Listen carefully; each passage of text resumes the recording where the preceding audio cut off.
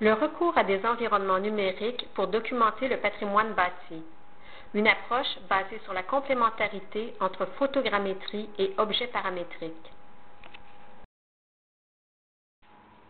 L'une des multiples façons de conserver une trace des bâtiments résidentiels qui nous sont parvenus est l'élaboration de maquettes numériques. L'objectif qui est ici visé est d'optimiser le travail du modélisateur en systématisant les façons de consigner les caractéristiques de l'objet architectural et les façons d'effectuer les relevés. Dans cette optique, nous avons développé un environnement numérique combinant les avantages de deux méthodes distinctes mais complémentaires.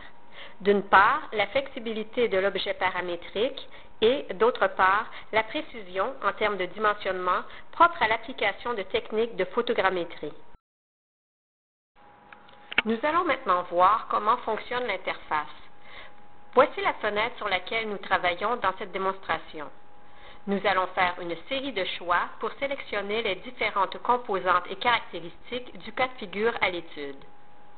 Dans le type de fenêtre, nous choisissons la fenêtre à guillotine. Les différentes alternatives offertes sont illustrées pour faciliter la sélection. Nous choisissons le linteau mouluré, l'appui ouvragé et, pour la division de l'ouverture, nous sélectionnons panneau supérieur fixe. Dans l'organisation de la partie supérieure, nous sélectionnons petit bois et ensuite petit bois cintré. Nous pouvons maintenant générer un modèle 3D de la fenêtre avec les dimensions par défaut. Le but de cette étape est de vérifier que nous avons sélectionné les caractéristiques et composantes adéquates pour représenter le cas de figure à l'étude. Une fois cette vérification effectuée, nous pouvons commencer le processus de mise à l'échelle. Selon les choix effectués précédemment, une série de croquis est affichée. Ces croquis indiquent comment les points doivent être positionnés pour obtenir les dimensions du contour de l'ouverture, du panneau fixe, du linteau et de l'appui.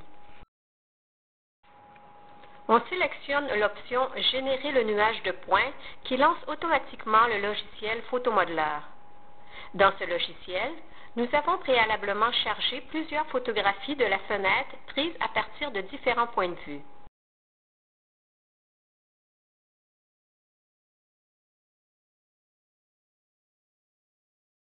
Tel que demandé, nous positionnons un premier point au coin supérieur droit de l'ouverture.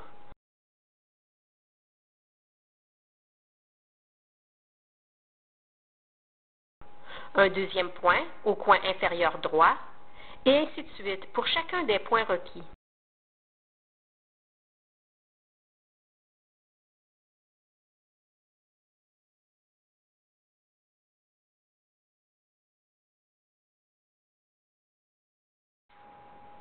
Nous sauvons ensuite le nuage de points de façon à pouvoir l'exporter vers notre système.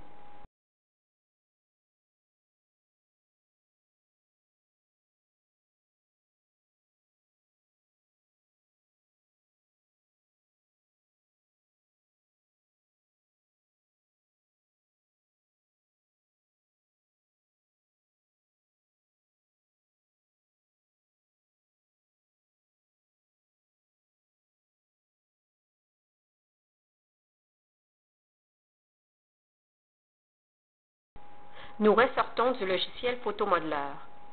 Nous effaçons le modèle par défaut puisqu'il est maintenant devenu inutile.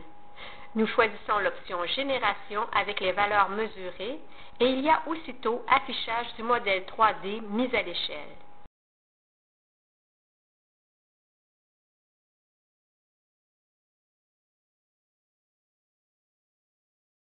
Ce modèle peut ensuite être inséré dans la maquette globale du bâtiment.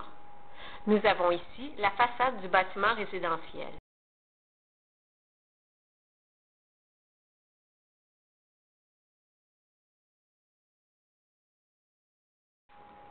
Selon l'approche proposée, le même processus serait repris pour chacun des types d'ouvertures présents dans le bâtiment, portes et fenêtres.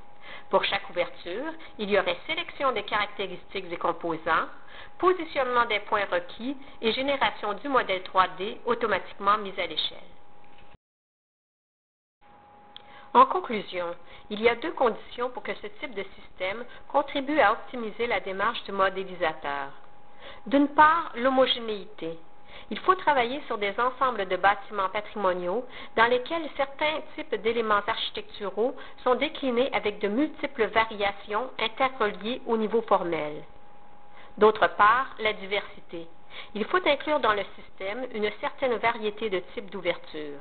Et, pour un type donné, l'objet paramétrique doit proposer à l'utilisateur de multiples composants aptes à couvrir une gamme relativement vaste de cas de figure. On se trouve ici confronté d'un côté à la richesse d'un cadre bâti ancien et, de l'autre, à la pauvreté découlant du recours à un système pouvant être basé sur une simplification abusive.